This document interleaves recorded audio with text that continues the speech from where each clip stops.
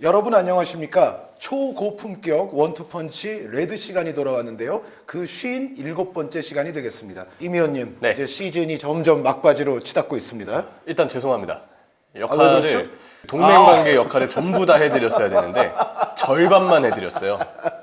근데 그래도 절반이라도 효과를 좀 누리셨다면 다행이고 손해는 저희가 크게 입은 것 같습니다. 네, 이게 이제 리버풀 대 토트넘 경기 때문에 하시는 말씀 같은데 패하지 않으신 게 어디입니까? 네, 그래서 그 절반이라는 네. 말씀에 동의하고요. 어차피 뭐 그 리버풀이 타격이 더 크셨다고 말씀을 잠깐 해주셨는데 네. 그 얘기는 잠깐 들어보고 싶어요. 지금 리버풀 팬들의 심경은 어떻습니까? 끝까지 열심히 해야죠. 아무래도 그간의 리버풀이라는 팀의 역사가 보여주듯 이스탄불의 기적이나 2018-19 시즌 바르셀로나와의 준결승 때 보여줬던 안필드의 기적과 같은 일화들이 말해주는 것처럼 충분히 끝까지 가봐야 한다라는 거는 모든 리버풀 팬들이 당연히 알고 있는 교훈이 될 거고요.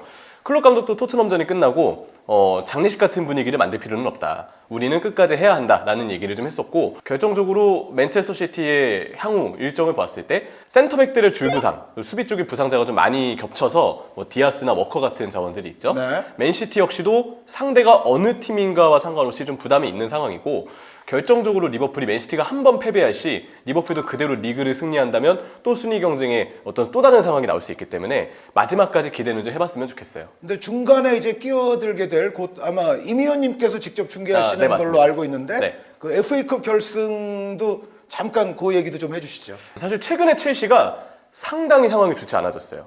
오히려 이 리버풀의 경우는 네이션스컵에 갔다 왔던 모하메드 살라가 폼이 조금 떨어졌듯이 첼시의 경우는 에드와르 멘디 골키퍼가 세네갈의 우승을 이끌고 그 갑자기 뒤에 폼이 확 떨어졌습니다.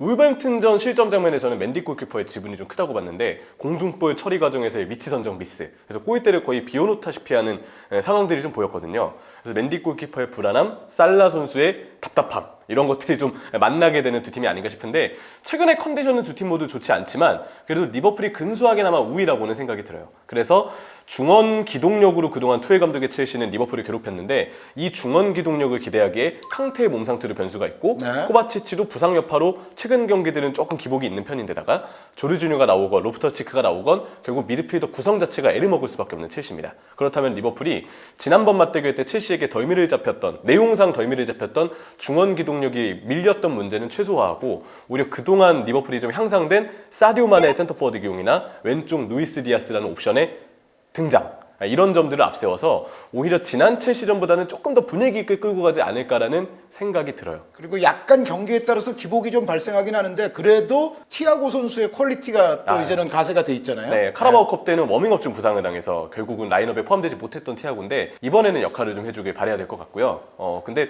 유리하다는 얘기는 안 하겠습니다.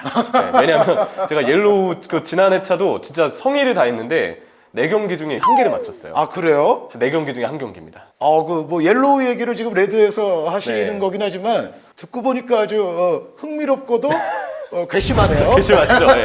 여기서 그냥 저 말을 아끼겠습니다. 그래서. 근데 지난번에 또 정순자 아나운서가 게임을 승리해서 아스날 리즈전을 아스날 승리로 갔거든요. 근데 아니 그거는 아스날 승리로 가주셔야죠. 그렇죠. 예. 그래서 그것만큼은 제 선택이 맞았다. 예, 게임까지 이겨서 얻어낸 그 승리를 쟁취했다. 예, 이렇게 좀 봐주시면 좋겠습니다. 오늘의 본격적 저희들의 주제는 시간이 좀 많이 남아있기는 합니다만 그럼에도 역시 또 항상 원투펀치는 좀 앞서가거든요. 그때 또 하는 한이 있더라도 지금의 상태에서 한번 또 얘기해보고 싶은 주제, 리버풀 대 레알 마드리드의 챔피언스 리그 결승전에 관한 이야기를 좀 들어보는 시간을 갖도록 하겠는데요.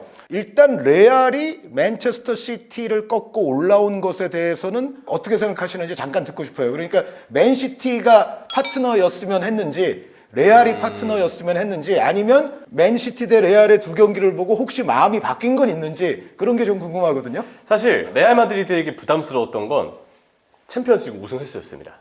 이 팀이 13번의 우승을 차지했다는 점, 항상 챔피언스리그의 최다 우승팀으로서 레알 마드리드가 딱 등장을 하면 만날 때마다 일단 부담이 먼저 가져져요. 그래서 이 팀은 챔피언스리그 우승을 다수 경험한 선수들과 다수 경험한 감독이 있고, 그 어떤 본능적인 직감, 본능적인 어떤 능력들을 정말 예방하기 힘들다, 막기 힘들다라는 점에 항상 좀 무섭게 다가왔거든요. 근데 팬심으로 놓고 봤을 때 솔직하게 제가 좀 꺼려졌던 상대는 맨체스터 시티였어요. 네, 아무래도 시스템적으로 더 우수한 축구를 하고 있는 건 사실 아닙니까? 네, 맞대결 때마다 올 시즌에는 오히려 그동안은 리버풀의 기동력이 맨시티의 기동력을 앞세워서 네. 압박을 하고 에너지를 쏟아부어서 경기를 좀 지배하는 양상을 리버풀이 만들었는데 이번 시즌만큼은 달랐어요. 리버풀의 중앙 미드필더진도 더 이상 예전과 같은 구성이 아닐 뿐더러 기동력의 핵심이었던 조던 핸더슨이 이제는 조금 폼이 떨어졌기 때문에 네. 기동력적인 부분에서 오히려 맨시티에게 만날 때마다 밀리는 모습을 보여줬거든요. 그리고 결정적으로 내용도 내용이지만 맨체스터 시티는 챔피언스리그 우승이 아직 없잖아요. 만약 이 구단의 첫 번째 우승의 희생양이 리버풀이 될 경우에 박제가 될 수 있습니다. 아니 근데 너무 그런 뭐 박제라는 표현이 네. 뭔지는 저도 압니다만 너무 그 박제 여부에 그렇게 요즘 팬분들께서 그렇게 신경 쓰실 필요는 없다고 생각해요. 왜 그러냐? 예를 들어 그러면 예전에 그 전설적인 1960년 같은 경우에 그 챔피언스리그 결승전이 있었거든요. 그때 디 스테파노 푸스카스가 두 명이 다 골을 아주 다량으로 터뜨리면서 프랑크푸르트를 박제시켜 버렸어요. 그렇죠. 요즘 표현대로 하자면. 그런데 그런 게 뭐 그렇게 시간이 좀 지나고 나면 뇌리에 그렇게 큰 영향으로 남는다는 생각은 안 들거든요. 그런데 어찌됐건 또 지금 이렇게 첨예한 맨시티와 리버풀의 어떤 라이벌리 시대가 지금 이어지고 있는 상황에서 여기서 정말 우승을 할 경우에는 이게 또 박제된다는 느낌을 받을 수는 있을 것 같은데 네. 저 오래 살고 저 세월 지나 보시면 별거 아니라는 생각을 하게 될 겁니다. 그런데 어찌됐건 그 맨시티가 아니라 레알이 올라온 건 그 우승 DNA라는 그런 대목만 아니면 그래도 이론적으로는 상대하기가 좀 낫다는 말씀처럼 들리는데 맞죠? 네, 맞습니다. 중원을 결국 잡고 가는 팀이 결승에서도 내용적으로는 많이 앞설 수 있다고 보고 리버풀이 내용이 앞선다면 저는 반다이크나 마팁 혹은 뭐 코나테가 보여주는 수비력 그리고 아놀드 로버슨이 컨디션이 좋을 때 보여주는 킥력 공격진의 마무리 능력까지 봤을 때 우리가 내용만 흐름만 잡고 들어가면 리버풀이 이길 수 있는 그림은 저는 그려지거든요. 그래서 저는 맨체스터 시티를 상대했을 때는 리버풀이 내용에서 우위를 점할 거라는 확신을 하기가 어려워요. 근데 레알을 상대로는 레알은 오히려 의도적으로 역습을 노리고 준비할 부분이 좀 있을 것 같고 반대로 리버풀은 그러한 레알 마드리드를 상대로 90분 동안 경기를 지배하려는 양상으로 경기 플랜을 짤 가능성이 높아 보이기 때문에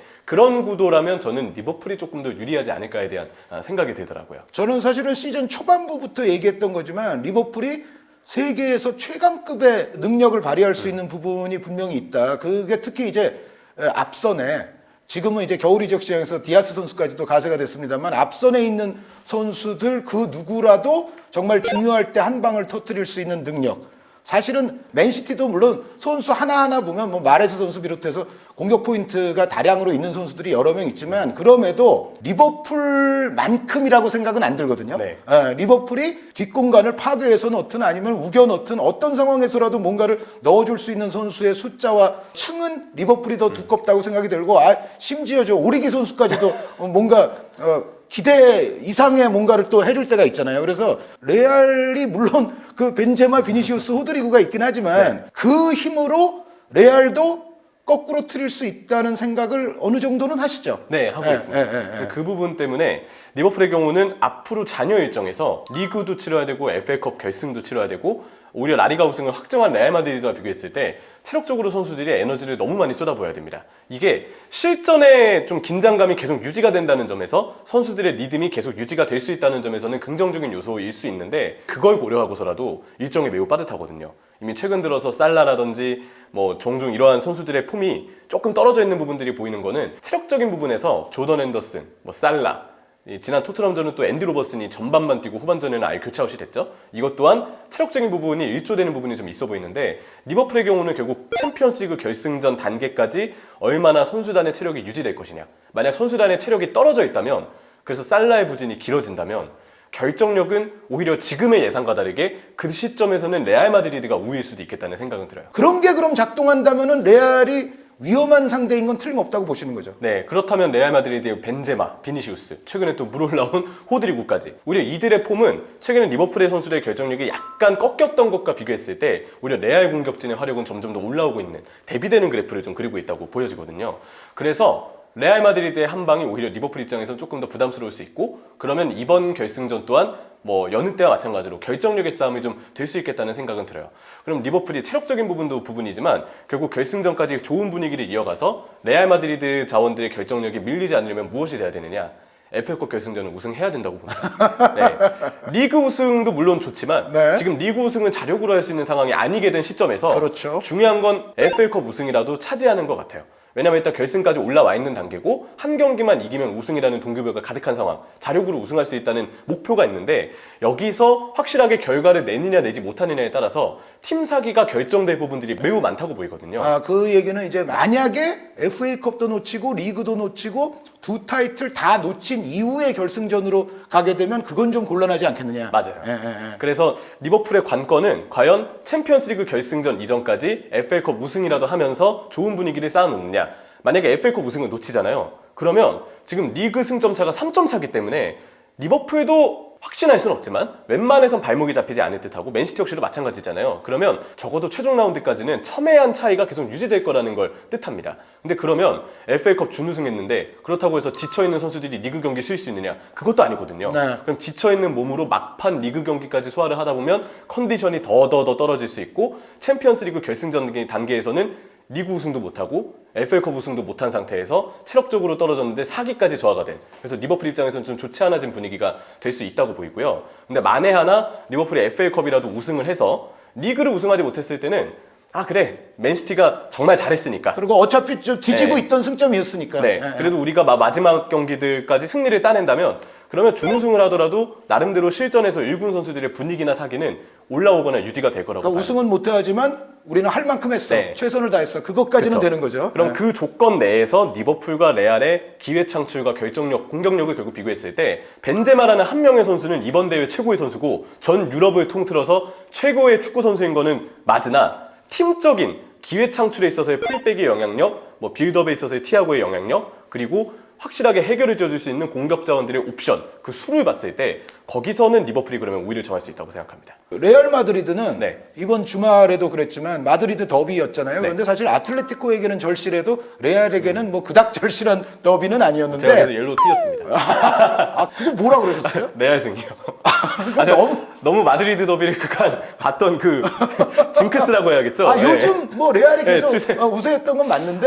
그거 너무 신경 썼던 것 같아요. 네. 그런데 이제 이명철 해설위원에게 틀리게끔 그 유도를 했던 그 원인이 레알이 7명의 주전 선수를 벤치에다 두고 경기를 시작을 했었거든요. 네. 그리고 뭐 벤제마 선수는 결국 뭐 활용하지도 않았는데 이제 그런 경기를 제가 봤을 때는 레알이 리버풀전 이전까지는 계속 반복을 좀 할 것 같아요. 그러니까 항상 뭐 몇몇 명씩은 바꿔 가면서 계속 이제 로테이션 이 정도로 경기 감각은 최대한 떨어뜨리지 않으면서 선수들의 체력은 또 최대한 세이브 시켜주는 뭔가 이제 그런 쪽으로 아마 레알은 나갈 공산이 큰데, 그 이명철 해설위원 말씀하시는 것처럼 제가 봤을 때는 약간 단점도 있는 게, 이러면은 뭐 어느 정도 경기 감각 유지에 신경을 쓰기는 하지만 전체적인 그래도 텐션이 좀 떨어지거든요. 아까 이명철 해설위원께서 긴장감이라고 표현하신, 저는 약간 그 예전부터도 유럽 축구를 보면 힘든 팀이 오히려 텐션 유지를 그래도 끝까지 해가지고 뭔가 마지막에 뭔가를 읽어내는 경우들이 있어요. 정말 놀라울 정도의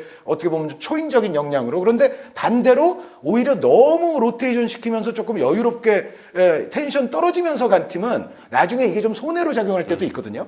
그 레알의 그런 이제 로테이션이 좀 많아질 것 같은 거에 대해서는 어떻게 생각하세요? 역시 일단 리그 운용에 있어서 계속 주전 선수들을 고수하진 않을 것 같아요. 근데 이번 마드리드 더비만큼 과감하게 로테이션이 가동될지에 대해서는 의문이 남습니다. 요번 경기는 그래도 네. 맨시티전 직후에 네. 벌어진 경기니까 좀 심했을 것이다. 그런데 앞으로는 좀 덜할 것이다. 그래서 안첼로티 감독이 원래도 후반기 운영에 주전 선수들에 대한 의존도가 상당히 큰 편이기도 하고 리그에 대한 동기부여가 없다 한들 선수들에 대한 로테이션이 지금만큼 큰 폭으로 가동되지는 않을 거라고 보거든요. 그래서 오히려 레알 마드리드는 그 정도의 시간이라면 큰 텐션의 문제 없이 그대로 본인들의 전력을 챔피언스리그 결승전까지 집중력 있게 끌고 갈 수 있을 거라고 생각하고요. 그리고 이 부분에서 레알 마드리드가 걱정되지 않는 건 벤제마, 모드리치, 크로스, 카세미로 정말 챔피언스리그 우승에 있어서 워낙 많은 경험을 가진 선수들이 즐비하기 때문에 어떻게 하면 결승전을 앞두고 리듬을 갖추게 될지, 또 이 베테랑들이 어린 선수들과 중간 단계 선수들까지 확실하게 경험을 좀 이끌어주면서 자연스럽게 팀의 준비가 챔피언스리그 결승전까지 무리 없이 진행될 수 있을 거라는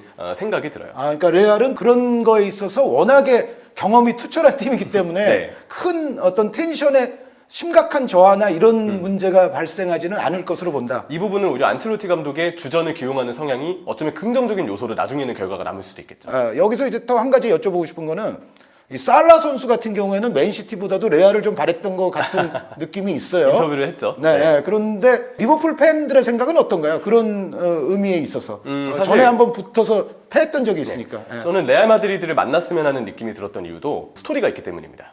2017-18 시즌에 그 당시 이제 키우 지역에서 열렸던 경기였는데 살라가 라모스와의 경합 과정에서 어깨 부상을 당한 나머지 전반전 이른 시간에 교체 아웃이 됐고 랄라나 선수가 살라를 대신해서 그래도 교체 출전이 됐는데 랄라나가 측면으로 배치가 되면서 자연스럽게 랄라나의 기존 기량을 마음껏 보여주기는 힘들었습니다. 그래도 리버풀은 레알 마드리드와의 경기를 1대1까지 끌고 가면서 제법 괜찮게 분위기를 그려갔었다고 생각해요. 살라가 있을 때만큼 강한 압박과 공격력을 보여주진 못했지만 수세에 몰리더라도 유독 그때만 폼이 좋았던 데안 루브렌이 수비를 잘 해내면서 네. 레알의 공격을 잘 튕겨내는, 방어해내는 분위기였거든요. 근데 충격적이게도 벤제마의 압박에 카리우스가 그만 실수를 하고 말았고 그 뒤에 리버풀의 후방도 흔들리고 결정적으로 카리우스 골키퍼는 아예 집중력을 잃어버리는 모습을 보여주면서 추가 실점까지 허용을 했었죠. 굉장히 허탈하게 당한 패배였다고 보이고 반대로 레알 마드리드는 역사적인 챔피언스리그 3연패를 해낸 순간이었기 때문에 역시 값진 순간으로 남아있을 것이고요. 이거는 리버풀 입장에서 봤을 때 서력을 다짐하기에 매우 큰 스토리가 된다고 봐요. 네. 살라에게도 최근에 조금 4월에는 살아나는가 싶다가 다시 지난 토트넘전에는 좀 어려움을 겪었는데 살라에게도 개인의 어떤 동기부여, 네이션스 컵에서의 준우승, 월드컵 본선 진출 실패, 최근 본인의 어떤 부진 이런 것들에 쌓여있는 부담감, 조금 암울함을 오히려 레알 마드리드에 대한 서력에 대한 도전의 목적을 가지고 씻어내면서 새롭게 본인이 활력을 좀 얻을 수 있는 부분은 있다고 보이고요. 팀적으로도 레알을 꺾고 챔피언스리그 우승을 해야 된다는 동기부여를 강하게 느낀다면 우리가 맨시티를 만날 때마다 그런 부분이 리버풀한테 플러스 요인이 되지 않을까라는 생각은 들더라고요. 자, 그럼 이제부터는 네. 또 이명철 해설위원께서 아주 잘 아시는 그 전술적 포인트 몇 가지 여쭤보겠는데요. 네. 일단 이 두 팀 경기가 딱 이제 매치업이 성사가 됐을 때 가장 아마 외국 평론가들의 입에서도 많이 나왔던 매치업은 제가 알기로는 제가 외국 평론가들 많이 제가 리서치를 하잖아요. 알렉산더 아놀드 대 비니시우스 주니어르. 요 대결이 두 팀의 키가 될 가능성이 가장 크고 여기서의 승부가 전체의 승부를 판가름할 공산이 가장 큰 매치업이라는 얘기가 많아요. 일단 동의는 하시나요? 동의하진 않습니다. 아, 동의하진 않아요? 저는 다른 관점으로 좀 보고 싶어요. 그런데 다른 관점 말씀해 주시기 전에 네. 요 매치업은 일단 어떤 형태로 좀 흘러갈 확률이 높다는 생각을 하시나요? 일단 생각보다 피치 위에서는 저는 두 선수 간의 맞대결이 성사가 안 될 수도 있다고 봅니다. 그러면 그 얘기는 네. 알렉산더 아놀드 선수를 혹시 시프트 시켜가지고 미드필드나 다른 포지션으로 활용할 수 있다는 얘기처럼 들리는데요. 네, 맞아요. 네. 실제로 알렉산더 아놀드가 올 시즌 오른쪽 풀백으로 나서도 주로 이제 빌드업을 할 때는 파비뉴 왼쪽에 티하고 오른쪽 중앙 미드필더처럼 알렉산더 아놀드가 좁혀서 센터백 2명과 그 위쪽에 미드필더 3명 네. 이 3 형태의 W자 형태의 그림을 좀 그리는 편입니다. 뭐 현대 축구에서 많이 발생하는 인버티드 풀백을 활용하는 한 가지 이제 포지셔닝이 되겠죠. 그렇죠. 그리고 오른쪽의 경우는 센터백 마팁 선수가 전진성이 좋아서 아마 이번에 토트넘전에 제가 볼 때는 좀 손흥민이나 케인의 신체 능력을 의식해서 마팁보다는 신체 능력이 더 확실한 코나테를 선발로 썼다가 네. 오히려 그게 조금 공격적으로는 독이 된 경기가 됐다고 보거든요.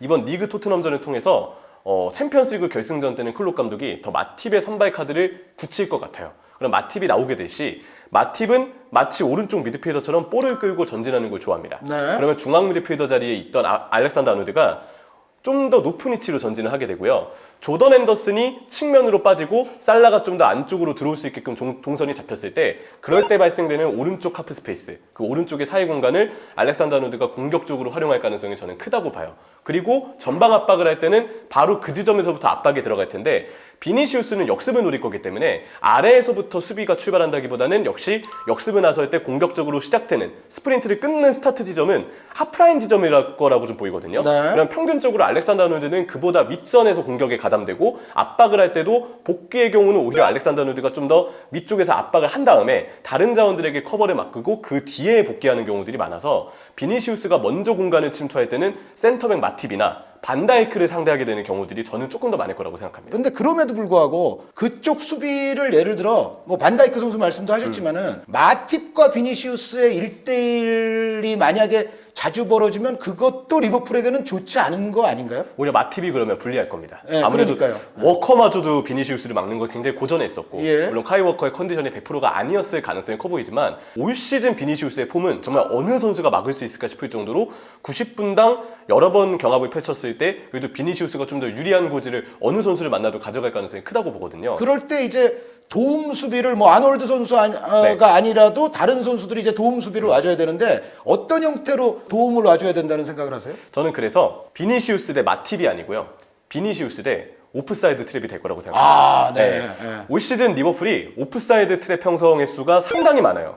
예. 제가 숫자를 지금 준비하지 못했는데 거의 2배 정도의 차이가 날 정도로 팀적인 오프사이드 형성의 수, 실제로 상대를 트랩에 빠뜨리는 수가 굉장히 많았습니다. 그런 것 같아요. 라인을 올리고 마틱과 반다이크 혹은 코나테 반다이크가 나오더라도 보통 반다이크의 리딩 능력이 워낙에 좋기 때문에 주위 동료들까지 라인을 잘 맞춰서 그대로 오프사이드 트랩으로 상대의 어떤 역습을 끊어내는 경우들이 많았죠. 그리고 또 하나 여기에 플러스가 되는 포인트는 리버풀이 라인을 높게 올려서 오프사이드 트랩을 형성하고 그만큼 뒷공간의 부담이 넓어졌을 때 알리송 골키퍼가 정말 수비 범위가 넓습니다. 네. 나오는 타이밍이 좋아서 알리송이 나와서 일찍 커트해주는 볼들도 경기 때마다 상당히 많이 보인다는 점. 그리고 알리송이 올 시즌 정말 여러 번의 선방을 했는데 선방을 하고 난 다음에 그제서야 VAR을 의식해서 부심이 깃발을 늦게 드는 경우들이 많잖아요. 네. 그러니까 선방으로 집계가 안 된 장면들이 알리송 골키퍼가 올 시즌 굉장히 많았습니다. 사실상 기록되지 않은 선방들. 그렇죠. 네. 그래서 이런 점을 보면 리버풀은 오프사이드 트랩에 분명 도같은 팀이고 그 오프사이드 트랩으로 레알 마드리드의 역습에 가장 능한 첫 번째 선수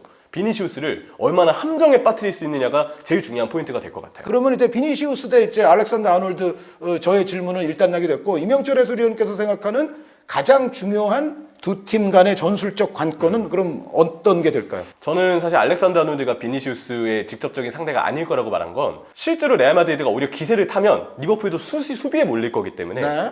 수비에 몰릴 거기 때문에 그렇게 되면 클롭 감독이 의도한 것과 별개로 비니시우스 대 알렉산더 아놀드의 경쟁이 펼쳐질 수밖에 없을 겁니다. 그렇죠. 네, 그런 영어 상황이 될 안 수도 있어요. 만난다는 거는 그거는 불가능할 네. 거니까. 근데 제 생각에는 그래도 클롭 감독은 기본적인 경기의 베이스를 알렉산더 아놀드가 좀 위쪽으로 전진되는 형태로 잡았으면 좋겠어요. 네. 왜냐하면 이쪽에 레알 마드리드의 위험 요소가 있기 때문인데 아마 안첼로티 감독은 왼쪽 중앙 미드필더로 토니 크로스를 고수할 가능성이 클 거라고 봅니다. 그렇죠. 네, 근데 토니 크로스가 나오게 될 시 알렉산더 아놀드, 조던 앤더슨, 모하메드 살라, 센터백의 마팁 이렇게 4명이 덤벼드는 리버풀의 오른쪽 라인을 확실하게 압박을 하면서 끊어내야 된다는 건데 그리고 비니시우스가 공격에 집중할 수 있게끔 하려면 이 자리는 좀 더 기동력 있는 중앙 미드필더가 폭넓게 상대 오른쪽 공격을 커버할 수 있어야 돼요. 근데 토니 크로스에게 그 역할을 맡기기에는 아예 맞는 옷이 저는 아닐 거라고 생각합니다. 그런데 설마 그 자리에 발베르데나 카마빙가가 오는 확률은 낮겠죠? 낮을 겁니다. 그동안의 안첼로티 감독의 성향을 보면 그냥 크로스가 고정될 거라고 저는 봐요. 아니 그러니까 약간 네. 이제 변수를 제가 말씀드리는 이유는 뭐냐면 호드리구 선수가 물론 이제 교체 출전했을 때 올레구나 솔샤르 이상의 지금 화력을 보여주는 건 맞지만 네. 근데 어쨌든 호드리구 선수의 요즘의 폼을 보면 또 선발로 안 쓰는 것도 약간 불합리한 면도 없잖아 있거든요. 그렇죠. 게다가 그쪽 위치가 원래 아센시오 같은 선수가 사실 경기 관여도가 워낙에 낮고 또 그래서 이제 발베르데 선수를 최근에 많이 쓰기는 했지만 발베르데를 거기다가 놓고 주로 이제 뭐 측면 수비시키고 이것도 어떻게 보면 좀 재능의 낭비거든요. 네. 그런 걸 고려했을 때 호드리구 좋고 원래 오른쪽에는 좀 고민이 있고 그러면은 호드리구를 그냥 선발로 쓰고 그럼 비니시우스, 벤제마, 호드리구 이렇게 되잖아요. 그렇죠. 그러면은 이제 발베르데 같은 선수가 갈 데가 없잖아요. 네. 혹시 정말 이건 만약이지만 크로스 선수 자리에 낼 수도 있기는 있잖아요. 그렇죠. 네. 근데 그렇게 되려면 발베르데랑 확률이 더 떨어지겠지만 카마빙가가 네. 다음 있을 리그 일정 때 얼마나 안첼로티 감독에게 흡족할 만한 결과를 내느냐가 중요할 것 같아요. 이 둘의 폼이 누가 봐도 쓸 수밖에 없을 정도로 환상적이라고 느껴진다면 안첼로티 감독이 충분히 변화를 고려해 볼 수는 있을 것 같은데 기존의 4-3-3 형태를 그대로 유지한다면 토니 크로스에게 그래도 한 자리는 줄 거라고 보이고요. 근데 크로스가 나오게 되면 왼쪽의 공산이 크고 그러면 그 왼쪽, 리버풀의 오른쪽과 상충되기 때문에 레알 입장에서 굉장히 불리한 포인트가 잡힐 수도 있을 거라고 봅니다. 저는 그래서 안첼로티 감독에게 또 하나 생각하는 옵션은 물론 호드리구를 이렇게 되면 어떻게 쓸지 좀 고민이 되긴 하겠지만 약간 4-4-2 대형에 가깝게 네. 밸런스를 조금 더 중시하는 방향으로 미드필더 숫자를 늘리는 경기 운영을 펼쳐도 나쁘진 않을 거라고 생각해요. 근데 이제 4-4-2가 되면은 전체 미드필드는 늘어나지만 사실 중원이 네. 그렇게 늘어나는 건 아니죠. 가운데 그렇죠. 쪽이 늘어나는 건 아닌데 어찌됐건 4-4-2가 가질 수 있는 장점 중에 하나는 심플하면서 컴팩트하다는 네. 거죠. 이제 그런 식으로 수비를 좀 단순하게 하려면 사사이가 뭐 좋을 수는 있죠. 네, 그리고 좌우측 미드필더에 물론 윙은 아니지만 발베르네나 카마빈가를 기용할 수 있다는 점도 포인트가 될 것 같아요. 그렇게 되면 리버풀의 측면 공세를 의식해서 조금 밸런스를 잡는다고 가정을 했을 때 크로스의 기동력을 오히려 카마빈가나 발베르데가 커버하기가 용이해지고 자연스럽게 중원 숫자 싸움에서 이 4명의 선수들이 모여들면서 밀리지 않는 구도를 저는 레알 마드리드가 만들 수도 있다고 보이거든요. 그래서 그런 부분들을 과연 안첼로티가 시도할 것이냐 라는 점도 볼만한 포인트인 것 같아요. 근데 이제 그런 거를 시도하려면 약간 이제 안첼로티 감독이 변칙적인 융통성을 발휘할 거라는 전제가 깔려야 돼요. 맞아요. 그래서 저는 토니 크로스가 선발로 나올 것 같고요. 그래서 왼쪽의 리스크는 레알 마드리드가 있을 것이다. 네. 네, 수비적인 리스크를 좀 얘기하고 싶고요. 또 하나 레알 마드리드의 불안 요소는 결국 좌우 풀백입니다. 측면 쪽에 미드필더의 싸움도 중요하고 미드필더가 잘 버텨줘야 비니시우스가 왼쪽에서 좀 더 역습을 시도하기에 용이한 높은 위치를 잡을 수 있을 텐데 일단 첫 번째 관건은 역시 풀백이에요. 특히 카르바알 쪽에서 맨체스터 시티전에는 좋은 폼을 보여줬지만 이전처럼 또 한 번 상대와의 1대1 드리블 과정에서 수비가 벗겨지거나 위치를 못 잡는 거나 하는 등의 문제가 발생될 시에는 루이스 디아스에게 왼쪽을 그대로 지배당할 가능성이 있다고 보이거든요. 네, 그러니까 뭐 루이스 디아스 선수가 됐건 뭐 혹은 뭐 마네 선수가 이 자리로 네. 오건 간에 카르발 선수가 피지컬적 싸움에서 밀릴 여지는 저도 충분히 있다고 보이거든요. 네. 물론 맨시티전에서는 정말 기대치 이상으로 굉장히 잘해준 건 맞아요. 그런데 과연 리버풀에 잠재적으로 이 자리에 이제 쓸 수 있는 선수들을 상대로도 그게 가능할 거냐, 네. 카르발 선수가. 그래서 그거 좀 두고 봐야죠. 그래서 그 부분은 카르바알 입장에서도 올 시즌 폼을 봤을 때 불안 요소가 있다고 진단하는 게 맞는 것 같고 네. 왼쪽 풀백의 페르랑 맨디도 분명 올 시즌 폼이 들쭉날쭉하죠. 전체적으로 보면 저는 좋지 않은 편에 좀 더 속한다고 봐요. 맞아요. 그래서 네, 네. 페르랑 맨디가 보여주는 빌드업 관여도. 근데 여기서 압박을 받았을 때 순간 페르랑 맨디가 좀 미스를 범할 가능성이 큰데 네. 맨시티전처럼 맨디가 미스를 범했을 시에 이 자리에 살라라든지 아니면 핸더슨이라든지 압박을 할 때 좀 전방을 향해서 뛰어드는 선수들이 다수 포진돼 있거든요. 그래서 리버풀은 알렉산더 아놀드까지 포함해서 오히려 레알 마드리드의 왼쪽을 공략한다면 맨디 크로스의 불안 요소를 오히려 좀 더 활용할 수 있는 그런 기회를 포착할 가능성이 있겠고 그리고 이제 그쪽에서 이제 인터셉트를 리버풀이 해낼 수만 있으면 네. 그 다음에가 바로 아까 말씀드렸던 그 이론이 들어와요. 그러니까 맨시티는 압박으로 뺏어냈더라도 물론 맨시티도 이제 첫 경기 뭐 골을 많이 터뜨리긴 했지만 그런 상황에서 완결까지 짓는 능력은 리버풀이 우위일 수가 있거든요. 네, 특히 높은 위치 볼 탈취 역습이면 더 그렇죠. 그렇다고 봐요. 네, 네, 원래 리버풀의 팀 컬러에 부합하기 때문에. 네. 그래서 레알 마드리드의 왼쪽을 리버풀이 어떻게 공략하느냐. 레알 마드리드 입장에서는 올 시즌 폼이 대체적으로 좋지 않았던 좌우 풀백이 얼마나 1대1 상황과 수비적인 부분에서 잘 버텨주느냐. 그리고 페르랑 맨디 쪽은 특히나 더 공격적인 빌드업 과정에서 얼마나 실수를 덜 하느냐. 네. 이런 부분이 중요할 것 같고요. 다행히 아마 결승전 때는 알라바 선수가 큰 무리 없이 4강 때와 다르게 쭉 경기를 펼칠 수 있을 거라고 보이는데 그러면 알라바의 뽀른반을 바탕으로 알라바의 한 번의 키패스 여기서 올라가는 비니시우스 쪽으로 전개가 되는 그런 형태의 연계를 왼쪽에서 기대해보는 것도 좋을 것 같습니다. 근데 여기에 대비가 되려면 레알 마드리드는 팀적으로 왼쪽에 대한 불안 요소, 왼쪽 중앙 미드필더와 풀백에 대한 불안 요소를 전술적으로 어떻게 메울지는 생각해봐야 된다. 혹시 또 다른 뭐 전술 포인트 있을까요? 다른 전술 포인트라면 올 시즌 리버풀이 보여주는 세트피스 수비 때의 불안점이 하나 있어요. 세트피스 수비 때 첫 번째 헤더는 잘 따내는 편이지만 세컨볼을 쉽게 내주면서 레알 마드리드의 오히려 바깥쪽에 머무는 세트피스 때 바깥쪽에 한 방을 노리는 자원들이 재미를 볼 수 있는 가능성이 저는 좀 있을 거라고 그렇죠. 봅니다. 모드리치나 크로스 앞으로 네. 세컨볼이 떨어졌을 때 뻥 뭐 그거를 또 간과할 수가 없죠. 그렇죠. 예, 예. 그러면 레알 마드리드 입장에서도 역시 노려볼 수 있는 건 바깥쪽에 머무는 모드리치나 크로스 쪽에서의 세컨볼 획득 그리고 이를 바탕으로 본인들이 마무리를 짓거나 또 박스 쪽에서 귀신같이 움직임을 가져가는 벤제마와 순간적인 시너지가 이럴 때 제대로 맞아 들어갈 수 있거든요. 자기가 찰듯하다가 툭 밀어줘가지고 네. 또 찬스 만들고 그런 부분에서 또 모드리치의 어떤 기술적인 역량을 매우 돋보일 거기 때문에 이런 세트피스 이후 세컨볼 상황은 레알 마드리드가 상당히 기대해볼 만한 포인트가 좀 되지 않을까 싶고 근데 역으로 이제 그 세컨볼까지 가기 전에 리버풀의 세트 플레이 공격에서 네. 퍼스트 볼에서 리버풀은 넣을 수 있는 확률이 높지 않습니까? 그런 점도 있죠. 네, 근데 예전에 비하면 반다이크의 헤더 공격 지분이 확실히 많다고 보긴 힘들어요. 근데 만약에 코나테 선수 나오면 또 코나테 선수의 신체 능력이 있잖아요. 네, 근데 코나테가 나오시 오히려 전술적으로 제약이 좀 따라서 그래서 오히려 네. 마팁 쪽을 더 선호하신다. 그렇죠. 근데 마팁 반다이크보다 오히려 만약에 헤더골을 따낸다면 마네 쪽에서 나올 가능성이 저는 네네네. 있을 것 마네 같아요. 선수가 은근히 그런 상황에서 강하죠. 네. 그래서 그런 부분은 리버풀도 세트피스 공격 때 기회를 삼을 만한 포인트가 될 것 같고요. 저는 경기의 전반적인 그림은 리버풀이 아까 얘기했던 것처럼 한쪽 측면의 수적 우위를 바탕으로 공격을 전개하고 위쪽에서 강하게 압박하는 그래서 레알 마드리드 좀 누르려고 하는 경기 운영을 펼칠 것 같고 레알 입장에서는 조금 더 밸런스 있게 운영을 하겠다는 생각으로 라인업이 4-3-3으로 발표되더라도 수비 시에는 4-4-2로 변형이 되거나